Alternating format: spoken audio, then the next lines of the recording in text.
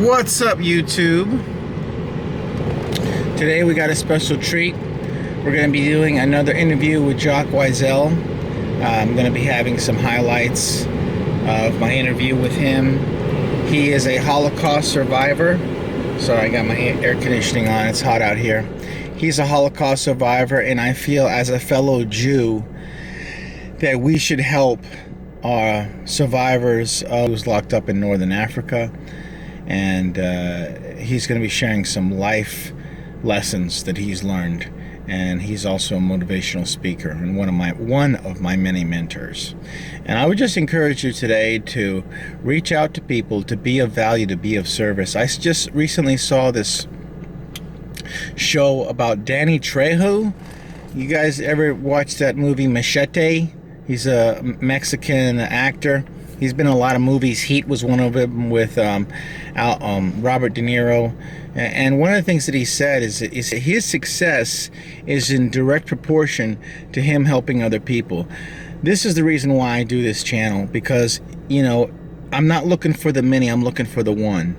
You know, I'm looking for the one that's going to be that 5% or 1% that's really, I can have an impact on their life and make them a better person.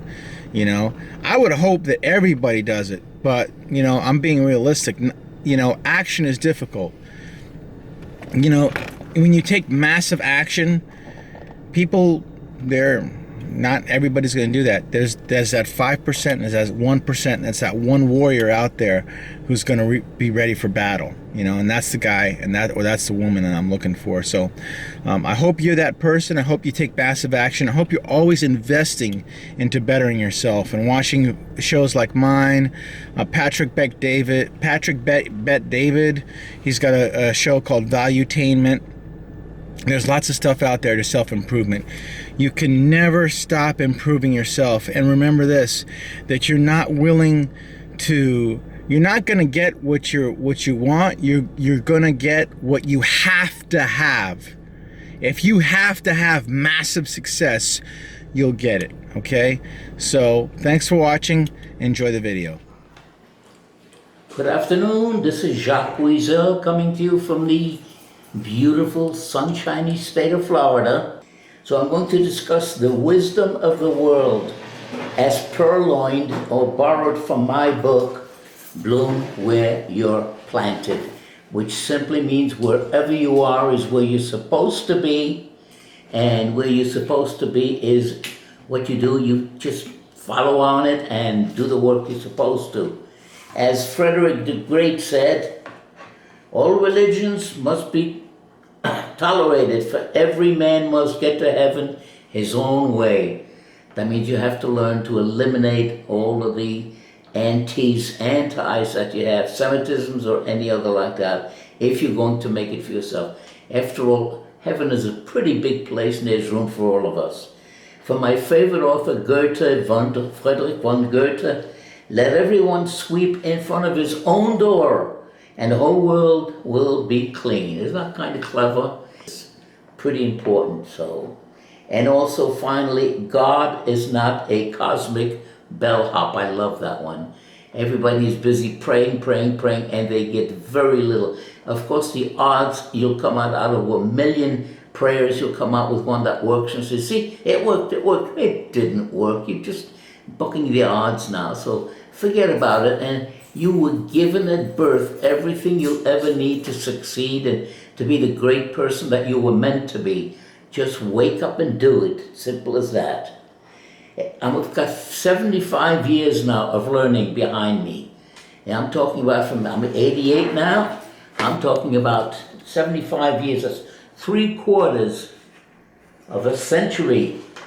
And believe me, that weighs heavy on my shoulders. And 88 is exactly the number of keys in a piano. And I feel somewhat like a piano because my life has been a series of crescendos, high notes, and very low notes. High notes and low notes, just like a piano concerto or violin concerto.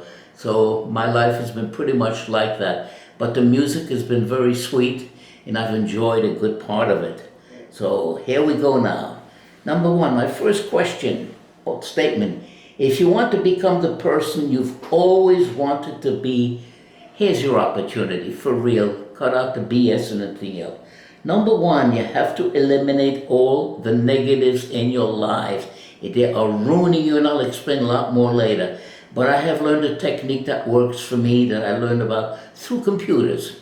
Whenever there's a negative thought in my mind that crosses my conscious mind, it's important that it's conscious, I touch my middle finger or anything in it and I say delete. Just like a computer, guess what? I no longer have that thought. So my mind is not cluttered with a lot of stinking thinking, garbage, so to speak. So that's number one. Number two, if you don't know where you're going when you get up in the morning, there's no reason to get up. In other words, set your direction, set goals. Know where you're going, know where you want to go a month from now, a year from now, 5 years, as far as you want to go as the mind can reach. And reach high. Don't be afraid, because the average individual, according to all psychological studies, uses no more than 10% of his or her potential. So we piss away 90% in our lifetime, and that's kind of a waste. And we go up there and we're asked by St. Peter at the gate. He won't say, what did you do with that 10% you used? He said, why did you waste 90% of what you were given at birth, period? And you'll have to answer that. I hope not to have to answer it in a difficult manner. Number three, upgrade your skills. If you're in sales, learn how to sell. Continue to learn how to sell, but not by force, by gentle persuasion. Learn the techniques. I became number one in 4 international companies with 10,000 salespeople using the technique of non-violence, non-pressure. I just made them see, gave them all the reasons why they should take action today, and they were cornered then, not being able to say no, and it worked all the time. Number one, over 10,000 people. So I'm very proud of that time. So those are the 3 things, and that's how my life seminars work when I work with groups of people like that. And I've done this seminar in over 200 cities for Dun & Bradstreet organization, as well as the American Management Association. They used to bring me in for 4-day programs on sales, supervisory skills, management, telephone skills, etc. And you know what? I didn't get any weaker. I only got stronger. And I understood that anytime I wanted to change a habit of thought, it takes 21 days to change a habit from negative to a positive. So 21 days of tapping yourself on the skull, if you remember to, and all of a sudden those thoughts will be eliminated. Following the work of Gustav Jung, the great psychiatrist, I recall reading that all thoughts continue to revolve around the earth. Kind of an interesting concept. I came to the conclusion that words can heal or kill, fully dependent on the speaker's intent. In other words, this is how a person like Mozart was able to pick up from the universe, just rotating around there, the great notes and all that he put together into his musical works at age 4, 5, and 6, etc. Or Goethe with his writings and all. The words are already there. It's just a matter of putting everything put together, or the sounds together like that. So what I'm suggesting is the formula is simply itself. It's availability universal. We must stop adding to the girdle of negativity, i.e. corona, surrounding the earth, which responded at one of the threats of total strangulation with a virus, killing indiscriminately both guilty and innocent. It doesn't know what you are, and it shows no respect whatever. Our salvation is the immediate elimination of all of the following words, phrases, etc., to make you a positive person, so you can positively think that you will pass through this terrible time that we're having now. You have to stop using curse words like God damn, or go to hell, oh God, I hate you, ad infinitum. This is stupid.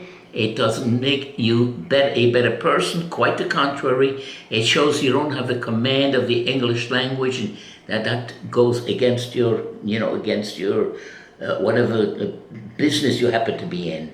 And it only takes 21 days, according to Dr. Maxwell Maltz, the author of the classic Psycho-Cybernetics, to change your thinking on any idea. So 21 days of tapping yourself on the forehead when you reach any kind of negative, and you begin to feel like a different person, because you're not using all of a sudden the negative thoughts that what used to be part of your vocabulary and your thinking. So this next chronicle, so to speak, from my chronicles, the next chapter is: when in doubt, don't pout or shout, research. Don't be afraid to go to the sources. I go all the time to them.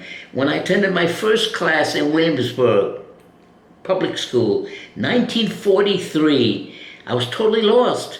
Going to the nearby library, where I eventually gave 1,000 of my volumes, but the library became a godsend to me, because the first thing I did was send away for the great classic, the French classic, and the name escapes me right this minute, but it's by Guy de Maupassant. And the book had 1,200 pages, and I read them all in French. I was 13 years old then, and at the same time I went to school and started to learn English little by little. Now, I do my research very heavily. It includes places such as Encyclopedia Britannica, where I worked for 5 years, The Power of Your Subconscious Mind, Psycho-Cybernetics, First Break All the Rules, great book, The Magic of Believing, Spontaneous Healing, How to Make Advertising Make Money, Quantum Healing, Love, Medicine, and Miracles, and The Magic Power of Emotional Appeal, and many other books. So you can see that I'm well read, but mostly in some things that changes my thinking and improves it, makes it my thinking and not somebody else's. I would like to discuss for a moment Un Certain Sourire, which was a great movie in French. It means a certain smile. From a great movie. I'm not sure anymore if there are genuine smiles behind the masks we wear outside of our mandatory compounds. We see that some people, as usual, but only the eyes betray their current mood vis-a-vis the virus. There are the times which test our personal skills when dealing with the family, friends, and strangers, since we all carry a vast amount of insecurities.